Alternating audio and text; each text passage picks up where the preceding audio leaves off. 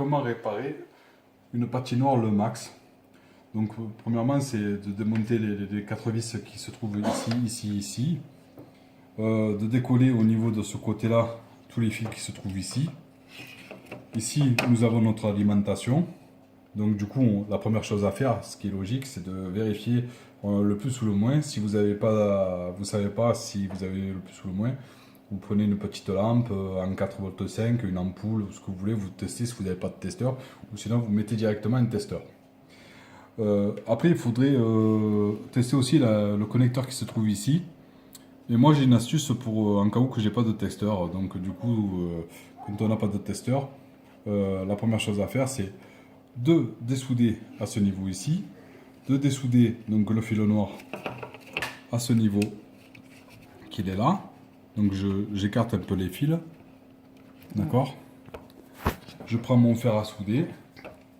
Je viens dessouder le petit fil noir qui va ici. Et puis, ici, je prends le plus qui se trouve là. Je l'enfile dedans le trou. Voyez? Et le moins là-dedans. Et là, bingo, on voit que mon moteur, il est bon.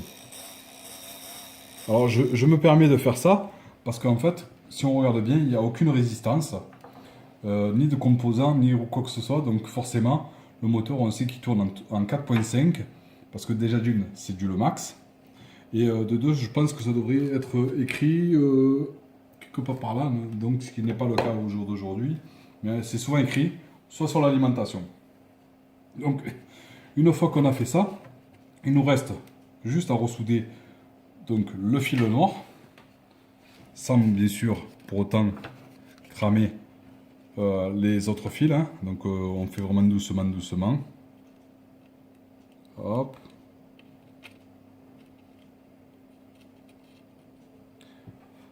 Voilà, il tient. Donc à partir de là, ne fais pas ça. À partir de là, on va mettre notre prise. On sait que cette prise là maintenant elle fonctionne et le moteur fonctionne. Donc du coup, il nous manque plus qu'à savoir si ce connecteur là marche et si l'interrupteur il marche.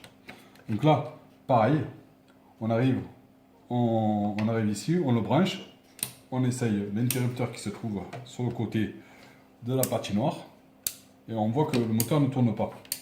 Donc la petite astuce pour savoir si ça vient de l'interrupteur ou du connecteur sans, comme vous voyez, sans aucun truc pour tester, c'est de prendre un tournevis, peu importe, hein, une pince. Vous voyez, on peut prendre un tournevis, pourquoi pas un cutter, pourquoi pas un tournevis, et on va regarder si le moteur qui est là se met à tourner. Donc je vais prendre ça pour tester, ça évite d'aller tester directement le connecteur. Hein. Donc regardez, je mets, hop, la petite roue, vous voyez, elle se met à tourner. Ok, ça fonctionne, hein. Vous avez une pince. Ce qui nous sert, c'est juste au niveau du métal, hein. Vous voyez. Donc ça tourne, hein. C'est juste histoire de faire contact, hein. Peu importe du moment que c'est du métal et que c'est du conducteur. Vous voyez. Et la roue, vous voyez bien qu'elle fonctionne, hein. Donc on pourrait éventuellement remettre la courroie. Voilà. Pour voir si ça fonctionne encore. Vous voyez. Là on le voit mieux. Donc après il ne nous reste plus qu'à remonter comme on a démonté. Sans oublier d'isoler le plus et le moins avec un pistolet à colle de ce type là. Par exemple, mettre un petit coup ici. Histoire de bien isoler. En fait c'est le montage d'origine du Le Max. Il n'y a pas de gaine rétractable, il n'y a pas de domino, il n'y a absolument rien. Juste de la colle à chaud.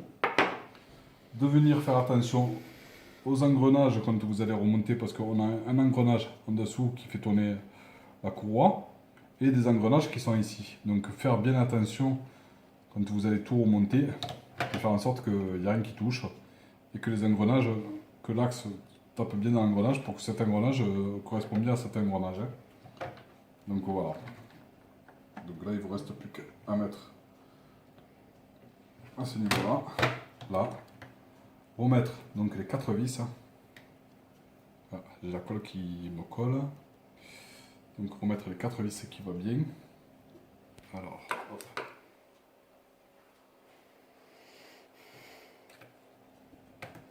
Voilà.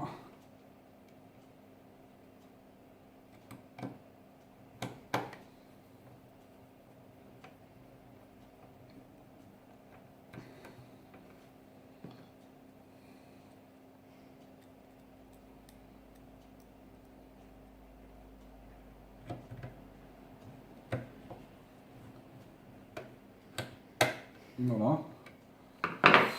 Bon, après, je vous cache pas qu'il faudra juste remettre les deux là, remettre les fils carrément à l'intérieur pour éviter que ça passe. Moi, je les passerai certainement sur le côté ici. Vous voyez, hop, là, là, et je les collerai directement ici. Hein. Donc, vous voyez, je les passe carrément sur le côté. Ça évite que ça touche les engrenages. Ça évite plein de trucs. Bon, pour réparer l'interrupteur, alors il y a deux solutions. La première solution, c'est on a, soit on a, comment ça s'appelle, un autre interrupteur qui est un peu plus difficile à trouver parce que c'est pas des tailles standards et puis on le change. Ou soit vous vous embêtez pas, vous le mettez en direct. De toute façon, je suppose que vous avez des alimentations que vous pouvez soit débrancher, soit un minuteur qui viendra certainement allumer votre village de Noël, ou soit je sais pas comment vous alimentez, mais un bouton, une télécommande ou n'importe quoi. Alors moi l'astuce, je m'embête pas, je prends le fil blanc, je le dessoude du côté qui est là, et je viens le ressouder directement sur celui-là. À côté, comme vous voyez, ça fonctionne. Hein. Voilà. Donc je vais quand même débrancher pour éviter un court-circuit, ça peut arriver. Et venir souder directement mon fil blanc à côté du rouge en direct. D'accord. Donc là vous pouvez y aller. Hein. Et là, si je m'amuse à rebrancher juste la prise, vous voyez, ça fonctionne. Les bonhommes se déplacent grâce à la troisième ankle qui se trouve ici.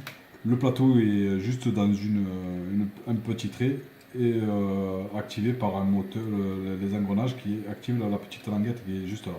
Voilà, il ne vous reste plus qu'à remonter et tout fonctionne. Merci, au revoir.